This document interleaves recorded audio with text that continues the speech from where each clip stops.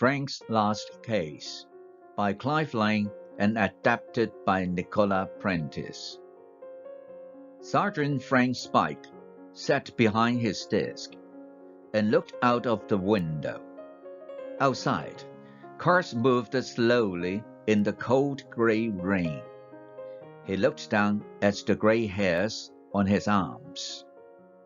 His round stomach pushed against the desk. This was his final month before he retired from the police. For Frank, his last day couldn't come too soon. Frank felt angry as he thought about the money he would get when he retired.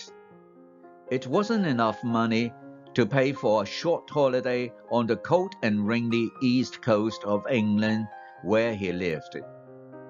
It certainly wouldn't pay for his dream holiday, a luxury round-the-world cruise. Just then, Inspector Spencer came to Frank's desk.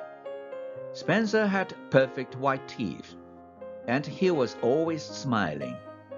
3 years earlier, Spencer had been promoted. Now he was an inspector at the young age of 40. Frank wasn't so lucky. He had worked for the police for 40 years, and he was still a sergeant. Frank knew he wasn't as handsome or as friendly as Inspector Spencer. But Frank was a better policeman.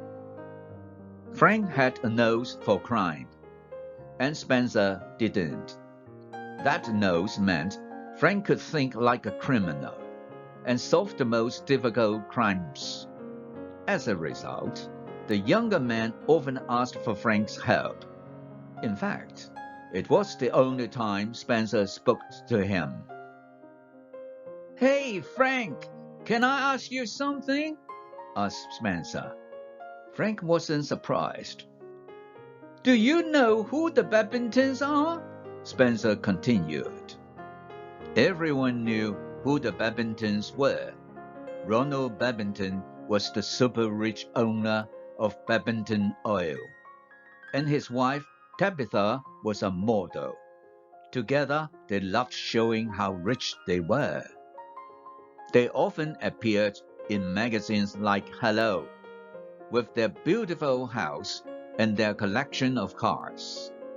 Last month, Ronald had bought an enormous diamond for Tabitha. The diamond sat in a large gold and glass case at the end of a long red carpet. There was an alarm system to keep it safe. Spencer continues to explain. "Someone told us about a plan to steal the Babington diamond." Frank tries to look as though he was surprised. "Peggy, the owner of the Dog and Duck pub, heard 2 local criminals making the plan," Spencer said. "She asked us to keep her name secret, of course." "Okay," Frank said. He waited for the question he knew would come. "So?" Spencer asked. "What should we do? They haven't committed the crime yet." Frank looked out of the window. He remembered his retirement money. He didn't want to be alone in his retirement, but the money wouldn't even be enough to buy a cat. The sound of a car outside brought him back to the conversation with Spencer. He put his fingers together under his chin to look as if he was thinking. In fact, he was, but not in the way Inspector Spencer expected. "Listen, do this the clever way," said Frank. "Let them steal the diamond. If you catch them with the diamond, you can arrest them. No problem." "But Frank," said Spencer, "we will need the Babingtons to agree, and there are laws against trying to trick criminals like that, you know." "That's why you let them steal the diamond. Then, as if by chance, you stop them for driving too fast as they escape. Search the car and find the diamond. You don't need to tell anyone that we knew about their plan, and they'll go to prison. Okay. Spencer was uncomfortable with the idea Frank was suggesting, but he knew it would work. Frank continued, Of course, the officer who arrests them needs to be reliable. Spencer understood immediately. Are you sure you want to do it, Frank? It could be dangerous. I will take 2 young officers with me. But yes, of course, I want to do it. Why? Asked Spencer. You're going to retire soon. Don't you want to take it easy? That's exactly why I want to do it, Frank replied. My last case will be my best. A few days later, Frank visited the Dog and Duck pub after work. Did you get it? He asked Peggy as she gave him his drink. Yes, I have now got a perfect copy of the Babington diamond, she said. I told the glassmaker I was a big fan of the Babingtons, and I said that my boyfriend wouldn't buy me a diamond of my own. You need a new boyfriend, said Frank. If I were your boyfriend, I'd buy you a diamond ring and take you on a long luxury cruise. Oh, really? She said and smiled. Frank was sitting in the back seat of the police car. The car was hidden in a small road next to the Babington house. In the front seats were 2 strong young police officers. At 20:30, a message came in on the police radio. The thieves, a man and a tall woman, had met outside the Dog and Duck pub. At 20:37, they got into a car. The man started the car and drove away from the pub. At midnight, the thieves passed the hidden police car on the way to the Babingtons' house. At 0:13, the woman climbed over one of the garden walls. A second hidden police team watched her climb over, while the man waited in the car. At 0:20, the woman climbed back over the wall. She had an excited smile on her face. She ran back to the car, smiling.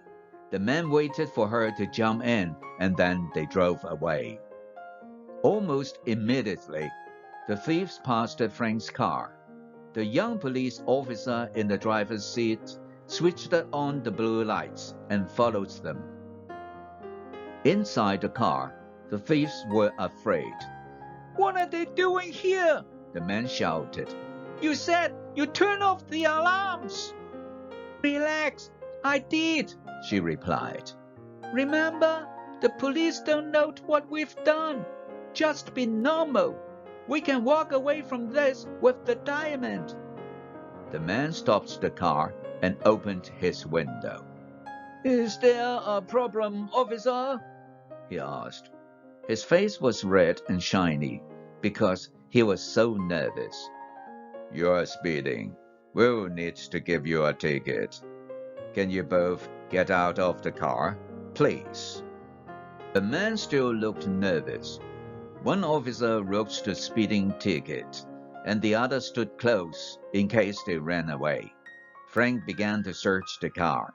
Hey, what's he doing? The woman said, but she knew the game was over. Frank breathed heavily as he started looking under the seats. His hand felt something smooth, hard, and cold under the front passenger seat. The Babington diamond. He took the diamond and put it in his jacket pocket. At the same time, with his other hand, he took something very similar out of his trouser pocket. He held it up. Okay, you two, he said. You're under arrest for stealing this diamond.